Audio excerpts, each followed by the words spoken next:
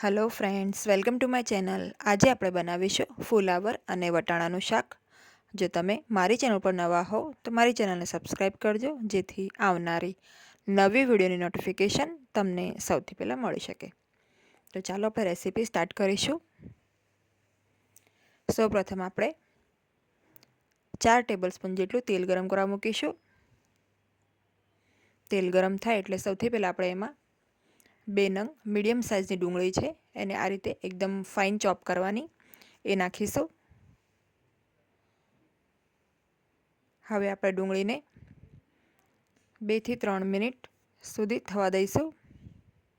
તો ડુંગળી આપણે એકદમ સરસ ગોલ્ડન બ્રાઉન થાય ત્યાં સુધી આપણે ડુંગળીને તેલમાં આ રીતે શેકવાની છે.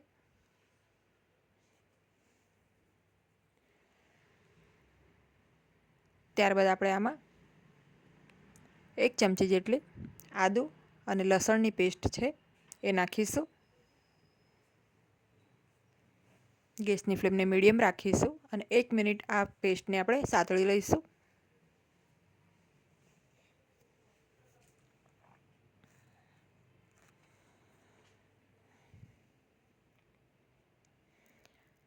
તો આપણી પેસ્ટ અહીંયા હવે સરસ સતળાઈ ગઈ છે. હવે આપણે આમાં ટામેટાં નાખીશું 2 નંગ.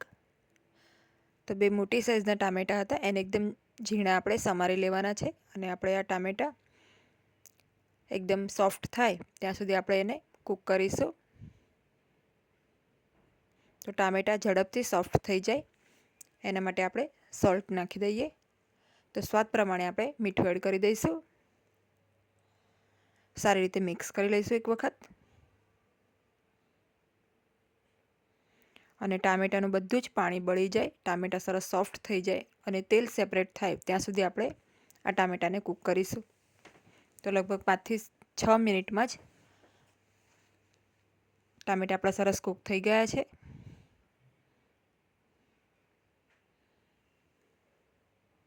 અને તેલ પણ આ રીતે સેપરેટ થવા લાગ્યું છે.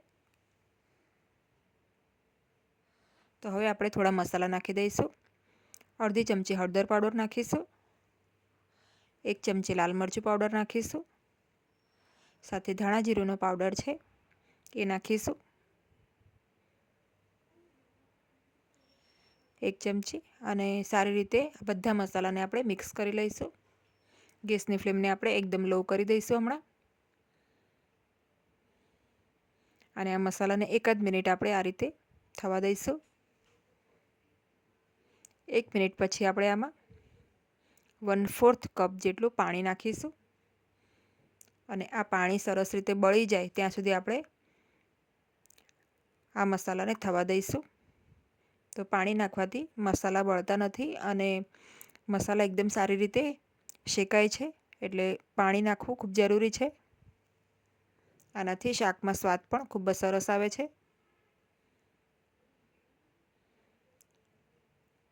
તો હવે આપણી જે ગ્રેવી છે ઓલમોસ્ટ અહીંયા રેડી થઈ ગઈ છે. જે આપણે પાણી નાખ્યું હતું એ પાણી એકદમ સરસ બળી જવું જોઈએ અને આ રીતે ઓઇલ સેપરેટ થાય ત્યાં સુધી આપણે એને થવા દેવાનું.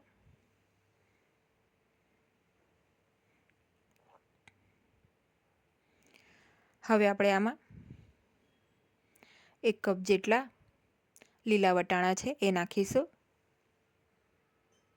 તો તમે અહીંયા 1 થી 1.5 કપ જેટલા વટાણાનો ઉપયોગ કરી શકો છો. વટાણા એકદમ ફ્રેશ છે. આપણે આને 1 જ મિનિટ આ રીતે ગ્રેવીમાં થવા દઈશું. ગેસની ફ્લેમને મીડિયમ કરી દઈશું. હવે અહીંયા મેં 2 કપ જેટલું ફુલાવર છે. ફુલાવરને મેં ગરમ પાણીમાં 5 થી 10 મિનિટ માટે ઢાંકીને રાખ્યું હતું. તો પાણી પહેલાં બરાબર ગરમ કરવાનું, પછી ધોયેલા અને સાફ કરેલા ફુલાવરને આપણે એમાં નાખી દઈશું અને 5 થી 10 મિનિટ આપણે ઢાંકીને રાખીશું. તો આ રીતે આપણા ફુલાવર રેડી થઈ જશે. તો આ ફુલાવર કૂક થયેલા છે પણ ઓવરકૂક નથી થયેલા, એ વાતનું ધ્યાન રાખીશું. તો ફુલાવરના જે ફૂલ છે એ થોડા મોટી સાઇઝના જ આપણે સમારવાના. સારી રીતે મિક્સ કરી લઈશું.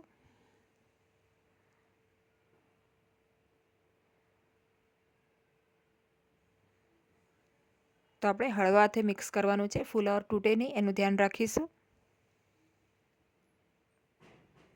હવે આપણે શાકમાં થોડો રસો કરીશું અને ગ્રેવીનું જે ટેસ્ટ છે એ બધો જ શાકમાં પણ એબ્ઝોર્બ થઈ જાય એના માટે આપણે પાણી નાખીશું.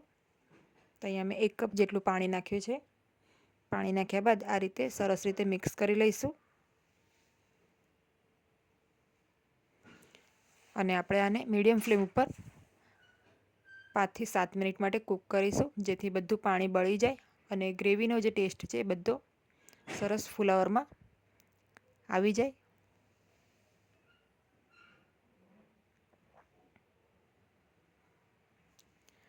તો હવે તમે જોઈ શકો છો પાણી સરસ રીતે બધું બળી ગયું છે અને તેલ પણ આ રીતે સેપરેટ થવા લાગ્યું છે. ત્યારે આપણે આમાં કિચન કિંગ મસાલો છે 1 ચમચી એ નાખીશું. સાથે આપણે લીલા ધાણા છે એ નાખીશું. મિક્સ કરી લઈશું. તો આપણું જે ફુલાવર અને વટાણાનું શાક છે ઓલમોસ્ટ રેડી છે. તો હવે આપણે આને ગેસને બંધ કરીને આને સર્વ કરી લઈશું.